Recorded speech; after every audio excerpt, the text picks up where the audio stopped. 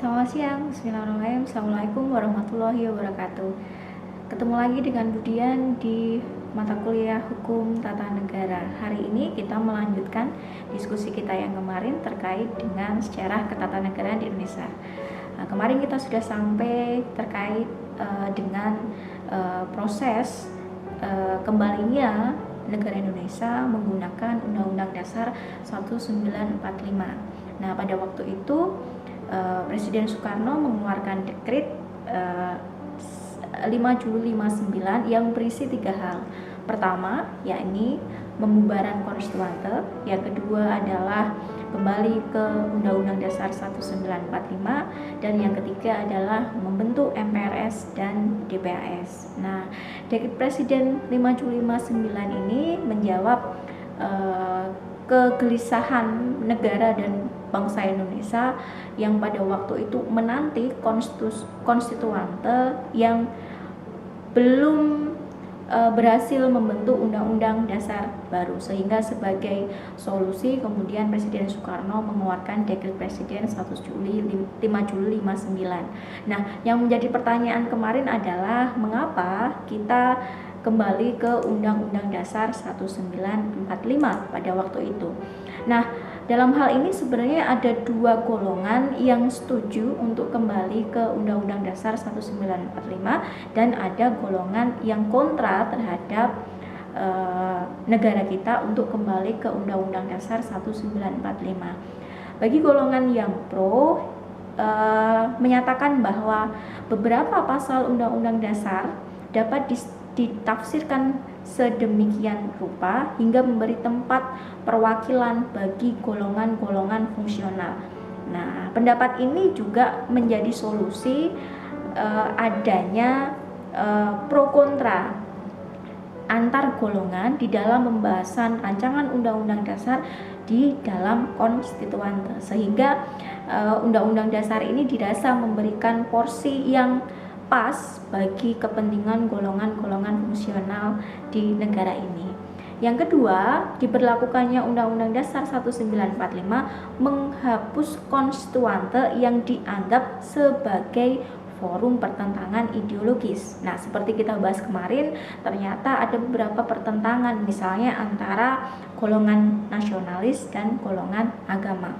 Nah, dalam proses pembentukan rancangan Undang-Undang Dasar di konstituante sendiri, ternyata perdebatan apakah Indonesia akan dibawa ke ideologi agama ataupun ke ideologi nasionalis itu kembali muncul, sehingga dengan membubarkan konstituante dan kembali ke Undang-Undang Dasar dirasa menjadi solusi mengakhiri perdebatan yang ada dalam konstituante itu.